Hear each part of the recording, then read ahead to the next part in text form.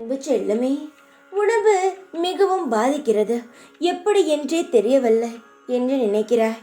என் தங்கமே, எவ்வளவுதான் நீ நல்ல உணவை சாப்பிட்டாலும் உனக்கும் உன் குடும்பத்தில் உள்ளவர்களுக்கும் உடம்பானதா பாதிக்கிறதா? இதற்கெல்லாம் காரணம் என்னவென்று தெரியாமல் நீ ஏதேதோ குழப்பத்தில் இருக்கிறாய். முதலில் உன்னை பார்த்து பொறாமைப்படுபவர்களையும் உன் வீட்டை என்ன இருக்கிறது என்று ஆராய்ந்து பார்ப்பவர்களையும் உன் வீட்டிற்குள் அனுமதிக்க வேண்டாம். அப்படியே வருகிறார்கள் என்று சொன்னாலும் ஏதாவது ஒரு காரணம் சொல்லி தடுத்துவிட. கண்திஷ்டியானது மிகவும் பலமானது. அதனால்தான் உன் வீட்டில் உள்ளவர்களுக்கும் உனக்கும் சிறு பிரச்சனைகள் ஏற்படுகிறது. நான் சொன்னது புரிந்ததா? உன்னுடைய தேவையில்லாத உறவுகளை உன் வாழ்க்கையிலிருந்து ஒதுக்கி வைக்கும் பொழுது உன் வாழ்க்கையில் அனைத்து விஷயங்களும் நல்லதாக நடக்கிறது.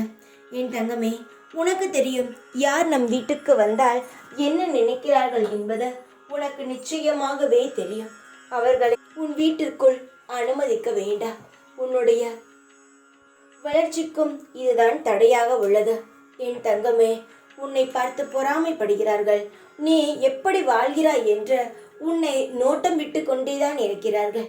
உன் வாழ்க்கையில் நீ முன்னேறவே கூடாது என்றெல்லாம் கூட நினைக்கிறார்கள். அவர்கள் நல்லதை நினைக்கும் பொழுது நல்லது நடக்கும். ஆனால் உனக்கு யாரோ ஒருவர் கெட்டது நினைப்பதனால்தான் உன் வாழ்க்கையும் இப்படி இருக்கிறது.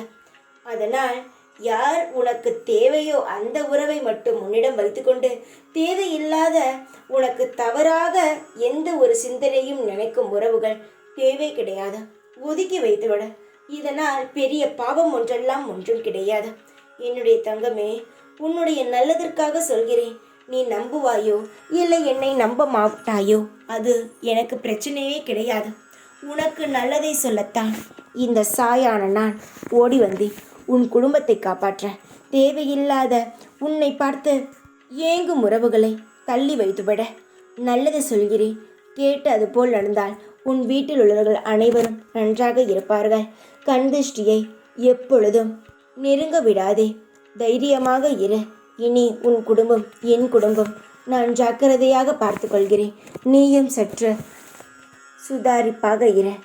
கோடி கோடியாக கொடுத்தாலும் லட்சமாக கொடுத்தாலும் கிடைக்காத ஒரு விஷயம் உனக்கு கிடைக்கப் போகிறதா?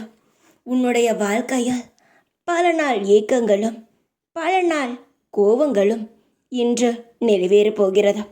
என் மீது எவ்வளவு கோபப்பட்ட? உரிமையாக எனக்கு சாய் செய்யவே இல்லை. நானும் எவ்வளவோ வேண்டுதல் வைத்து விட்டேன்.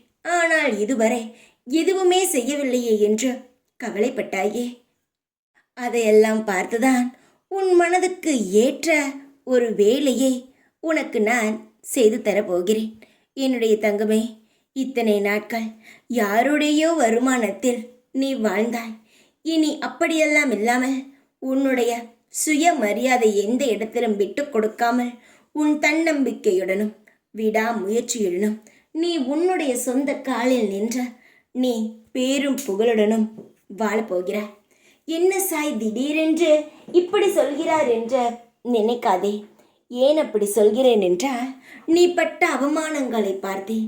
நீ கௌரவமே இல்லாமல் யாரோ ஒருவர் எந்த வார்த்தை சொன்னாலும் அந்த வார்த்தைக்கு கட்டுப்படுவதை நான் பார்த்தேன்.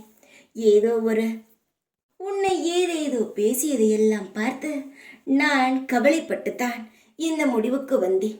நீ நினைக்கலாம், எனக்கு உதவி செய்ய நினைத்தால் எப்பொழுதோ செய்திருக்கலாமே என்று. உனக்கு எப்படி நேரம் வர வேண்டுமோ அது போலத்தான் நான் செய்வதற்கும் நேரங்கள் காலங்கள் என்று அனைத்தும் இருக்கிறது.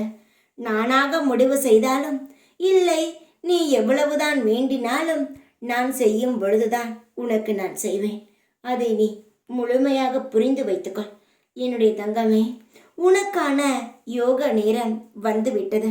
இனி யாரையும் நம்பி நீ வாழ வேண்டும் என்ற அவசியம் கிடையாது. உன்னை இதுவரை யாரெல்லாம் கேவலப்படுத்தி உன்னை கஷ்டப்படுத்தி பேசினார்களோ அவர்களுக்கெல்லாம் பதிலடி கொடுக்க வேண்டிய நேரம் வந்துவிட்டது. இனி எதையும் நினைத்து கவலைப்படாதே. எதையும் உன் மனதில் ஏற்றுக்கொள்ள வேண்டாம். சந்தோஷமாக இரு. உன்னுடைய புது வாழ்க்கைக்காக காத்திரு. நல்ல வாழ்க்கை பெறுவாய். தைரியமாக இரு. எப்பொழுதும் உன் கூடவே இருப்பேன் நான். ஓம் சாய்ராம்.